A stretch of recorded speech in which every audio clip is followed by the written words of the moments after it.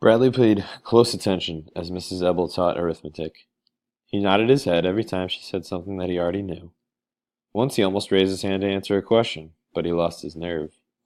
Somebody else gave the answer he would have given. I knew it, he thought, as he nodded his head. He had spent recess in the library reading My Parents Didn't Steal an Elephant by Uriah C. Lasso. When he was leaving the library, Mrs. Wilcott stopped him and said, You weren't reading, were you? Weren't you? Yes. Good for you, Bradley. Good for you. He smiled now as he thought of it. It's because of Carla's book, he thought. The book was his lucky charm. As long as he had it with him, it seemed like nothing could go wrong. His black eye was all gone, too. When the bell rang for lunch, he put his arithmetic book away, took out his lucky book, and walked to Mrs. Ebel's desk. May I please borrow the hall pass? He asked. She let him have it. He knew she would. He was holding the magic book. He walked to Carla's office. Just as he was raising his fist to knock, she opened the door. Bradley, what a pleasant surprise. You want to have lunch together? He asked. Oh, I'm sorry, I can't. I have to go to the principal's office. What's the matter? Did you get in trouble? He asked. She didn't laugh at his joke. She shrugged her shoulders and then headed toward the principal's office. Maybe she really did get in trouble, Bradley thought as he watched her go. It's probably because she doesn't believe in rules. She must have broken one without knowing it. I should have warned her. But he wasn't too worried. He couldn't imagine anything bad ever happening to Carla. He walked through the auditorium and outside to the playground. He sat down on the steps outside the auditorium and ate his lunch. At least he had her good book with him. That was almost as good as eating lunch with her.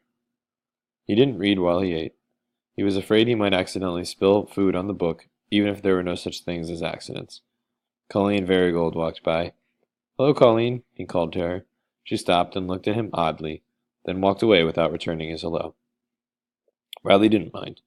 He had said hello to Colleen because he knew Carla would appreciate it. He felt Carla was watching over him. And it didn't matter that Colleen didn't say hello back, because in his heart he heard Carla say, Hello, Bradley. It's a pleasure to see you today. He finished eating, then opened the book. Guess what they've done now? They wallpapered the garage. I told you they were crazy. Who ever heard of anybody putting wallpaper on the walls of a garage? Purple paper with yellow polka dots? I didn't even know how they got in there. The garage had been locked shut for months. The lock was broken, or something, so nobody could get in. At least I'm glad they finally got it open. It was beginning to smell pretty bad. You could smell it from the driveway. Now it just smells like paste. I can't wait until my parents get home and put an end to all this craziness. Their trial is next week. They have to be found innocent. I mean, if they stole an elephant, I'd know about it, wouldn't I? Where could you hide an elephant? Look, he's reading, said Robbie. I didn't know he knew how to read, laughed Curtis. Bradley looked up. He was surrounded by Jeff and his gang. He can't read, said Brian. He just looks at the pictures. They all laughed. What you reading? Asked Russell. Bradley closed the book and slowly stood on the concrete steps. Chicken chalkers, said Dan. Andy bounced a basketball. Bradley glanced behind him. Doug was blocking the door to the auditorium. What's the matter, Bradley? He asked. Hey, Chalkers, what's the name of your book? Asked Robbie. He looked at his book, then stared defiantly at Robbie. Let me see it, said Robbie. Bradley clutched it against his chest. No matter what, he wasn't going to let them harm Carla's book. Oh, come on, Bradley, be a pal, said Robbie. I just want to see it. Curtis chuckled. Robbie stepped up toward him. You can't read anyway, he said. Give it to me and I'll read it to you. He reached out and rested his hand on the book. Bradley jerked away. Uh-oh, I think he's getting angry, said Brian. I just want to see it, said Robbie. Again, he reached for the book. Bradley held it under his left arm and against his chest. He made his right hand into a fist. Robbie backed away. Jeff, he called.